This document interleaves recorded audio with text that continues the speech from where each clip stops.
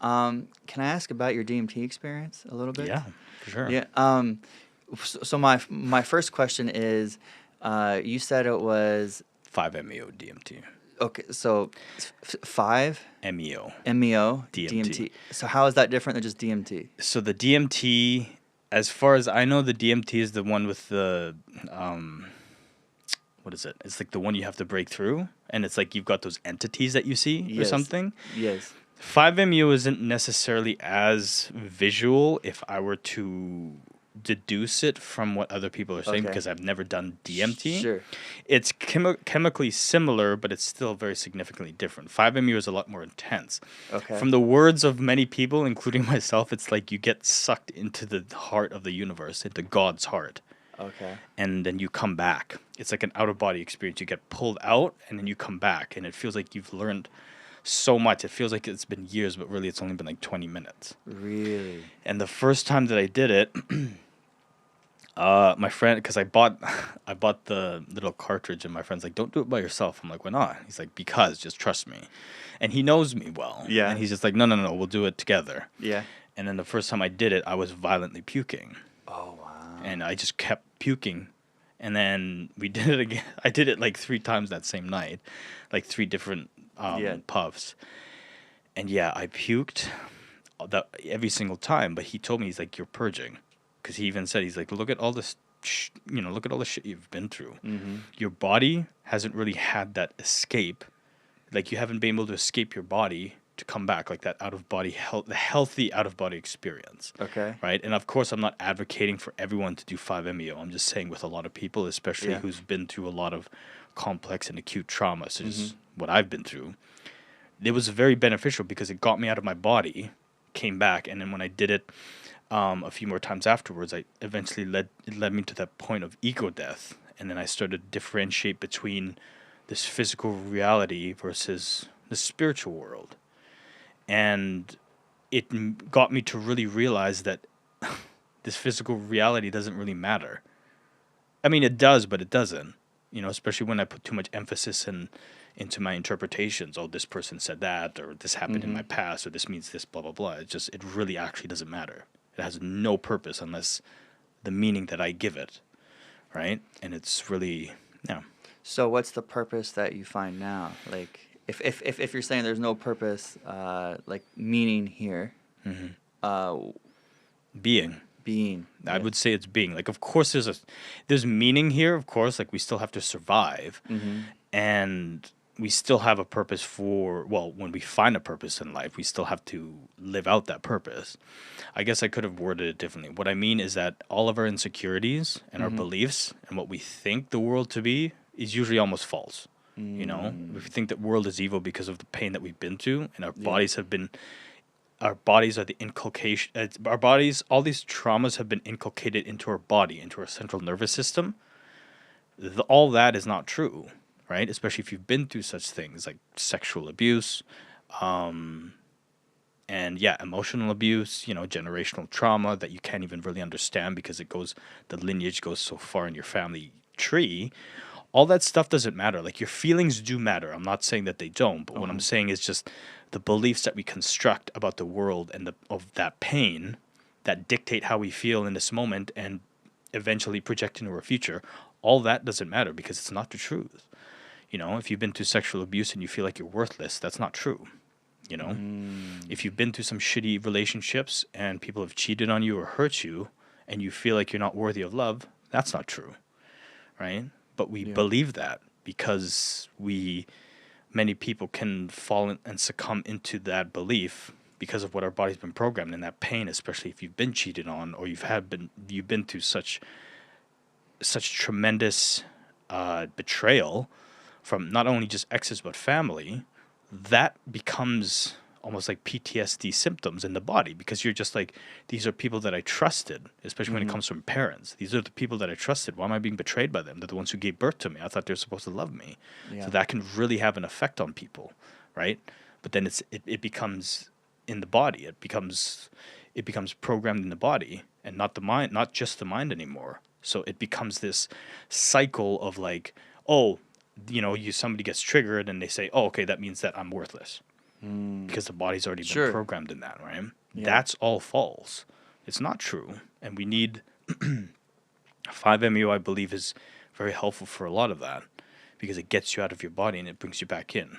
It gets you into the spiritual realm, back into the physical world. And when you kind of get the hang of it and you kind of go through it a few times, you're like, oh, wow, like it's all my beliefs and all this shit is not true. It's what yeah. So when you say you leave your body, like what do you mean? How is that? It's like an out of body experience. And it's Okay. like like when I did it, and then when I did it, and then when I was coming back to it, it just didn't feel like this physical reality was real. I could still move when I opened my eyes. I could still move, Yeah. but I wasn't there, Uh, right? And then it's like I said, because the ego is primarily the ego is in this physical world. It's everything that we've constructed in this Yeah. physical world, right? Excuse me. And then what happens is you just escape that for 20 minutes. And when you escape it, the reason why it feels like years, but it's only been 20 minutes is because you get out of this physical reality to another dimension where time and space doesn't even really exist. And then you come back, you're like, it feels like years, but it's only been 20 minutes and you've just learned so much. You feel like you've learned so much. really? Yeah. Wow. So what it sounds like is when your eyes are open, like you're still in the world, but like when you close them, you go somewhere else. Mm-hmm. And do you see things, or is it more feeling like? It's more feeling. Like I Uh-huh. never really saw anything. Sure. I just it was just more like bright blinding light to me, at least, because Really? the way I did it was I covered my eyes and I put music in, Mhm. and it's good to put very healing music of some sort, especially. Yes. And you go in with intention, right? Don't just Yeah. go in just to trip out. Sure. You want to actually do it, especially if you're on this healing path or if you're a spiritual person. You want to have some kind of intention going into it, right? Sure. So whenever I do it, I always have some kind of intention. I don't do it often anymore, especially going to Kundalini, but I was doing it a little bit, like once a month Mm-hmm. in the summer, which brought me over to Kundalini, right? But yeah, it was just going in with intention and then seeing a lot of things, because I remember one trip was where I went in to heal this very, very toxic and damaging relationship that I had come from with one of my exes Mm-hmm. a few years ago. And I remember when I came to it, I started to think of everything that she did, and I'm just like, it doesn't matter. It doesn't matter. Like she's had her own pain, and it has nothing to do with you.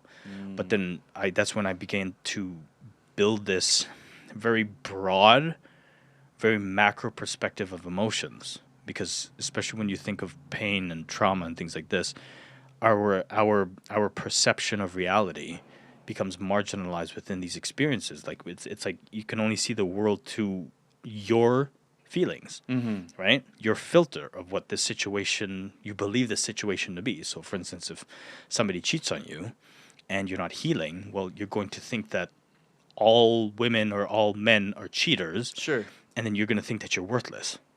You're going to think that had something to do with you, like I wasn't good enough for them, or for the most part, we'll just say hypothetically and generally, it's all women are cheaters, and she cheated on me because I was worthless, right? But that's not true, because everybody has their own past, right?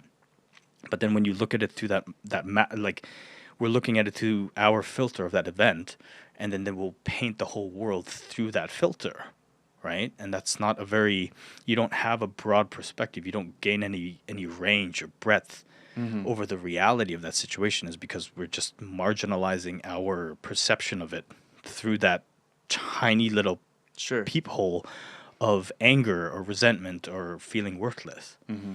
right? And so, like I said, when I did the DMT and I did that, it brought me out of my body, brought me back in, and when I was coming back into my senses and into my physical reality, that's when it's like I kind of seen that fine line between this physical and the spiritual world. We're spiritual beings living in this physical reality, right? And very, very seldomly do we ever get that experience to actually go into the spiritual realm and look at things from that huge macro perspective that this physical reality isn't as significant as we think.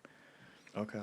So, Did you feel anything like in that experience? oh Like, yeah, I cried. you cried? I Okay. definitely cried because it just brought me out of that filtered like system that I have, right? So did you feel like love afterwards, or like Understanding. understanding? I would say more understanding and connection as opposed to attachment and apathy. Connection with people, or Just everything around me, right? Because especially when I realize that it doesn't matter. Like my feelings matter, but they actually don't at the same time. It's that paradox, right?